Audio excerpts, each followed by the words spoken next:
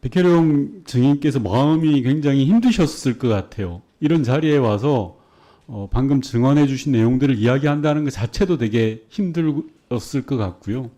제가 앞서 의원님들 질의를 보면서 야 이건 경찰판 박정훈 대령 사건 아닌가? 라는 생각이 들 정도였습니다. PPT 한번 봐주십시오.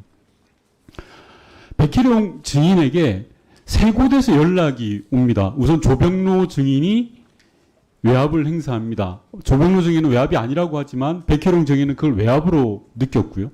아울러 영등포 경찰서장도 한밤중에 전화를 합니다. 더해서 서울청 형사과장인 강상문 형사과장도 증인에게 압력을 행사합니다. 방금 전에 조병로 증인이 자기는 외압이 아니라고 이야기를 했습니다. 100번 1000번 양보해서 그 말을 받아들인다 하더라도 백혜룡 증인에게 세 곳에서 똑같은 이야기를 한다라는 건 상식적으로는 납득이 되지 않는 겁니다. 즉 서울청에서 그리고 영등포 경찰서장이 직속상관이 서장이 그리고 업무 연관성이 전혀 없는 서울청 부장이 이거 뭔가 이상하지 않습니까?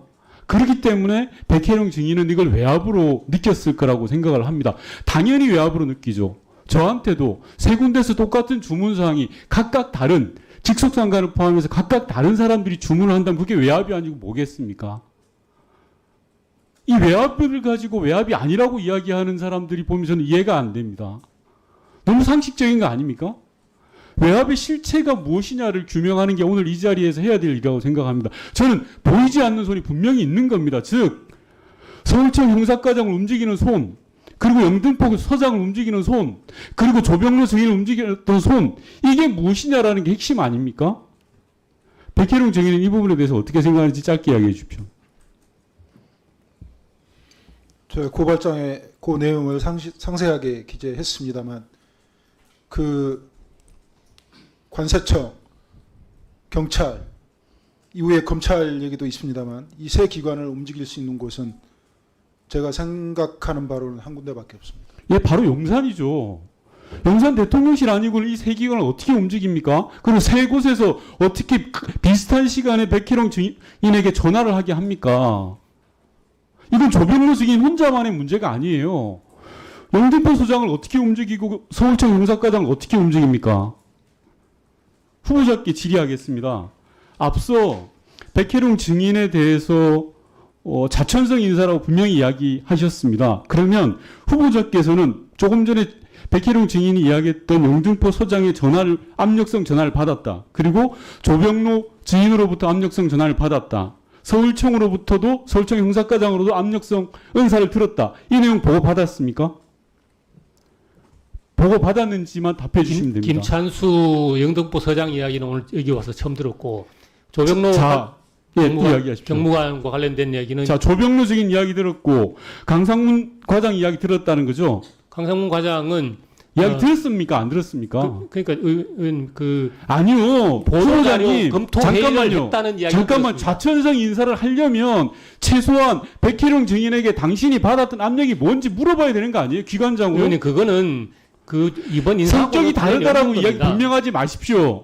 같은 사람이에요. 한 사람이 세 곳에서 동일한 압력을 받았던 거예요. 그러면 최소한 백혜룡 증인이 어떤 압력을 받았는지 물어봐야죠. 그게 기관장이죠. 지금 인사는 현재 후보자님 형사 제가 이과장으로서 다시 물어볼게요. 조병로 증인이 전화한 이외의 내용, 즉 영등포 소장이 한밤중에 밤 9시 전화했다라는 걸 기관장이었던 서울청장이 백혜룡 증인한테 물었으면 답을 안 했을까요? 물어보셨습니까? 확인해 보셨습니까? 그건 제가 직접 물어볼 수 있는 사안이 아닙니다, 의원님.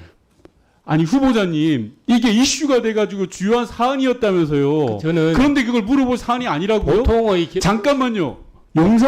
용산으로 추정되는 곳에서 압력을 행사한 중차대한 사안이에요. 이런 사안을 경찰서 기관장이 서울청장이 확인도 안 했다라는 건 직무를 안 하신 거예요. 만약에 그런 그 압력이 의원님께서 말씀하시는 그런 압력이 있었다면 상반기 인사를 할 때 2월달에 그때 저한테 이야기 있어야 되는데. 후보자님 최근에 벌어진 일이에요. 아닙니다. 그죠? 저거는 작년 일입니다. 아니요. 압력에 대해서 보도는 최근에 벌어진 일이고 그렇다면 좌천성이 최근에 인사를 한 거 아닙니까? 7월에. 그렇습니다. 그럼 그 인사를 하기 전에 당연히 확인하고 했어야죠. 후보자로서는 후보자 자격이 없다는 말을 할 수밖에 없는 거예요.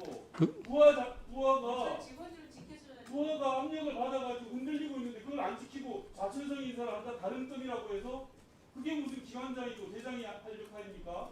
부족한 거죠. 관련 사실을 종합적으로 검토를 하는데 지금 이야기되고 있는 것뿐만 아니고 그 뒤에 진행된 것들도 있습니다.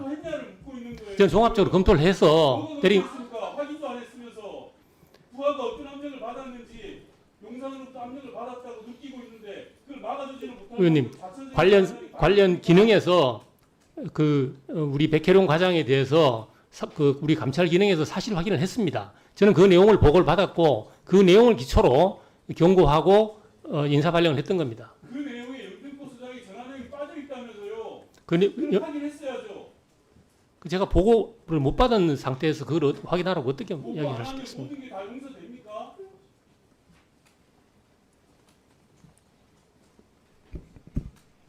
자, 정말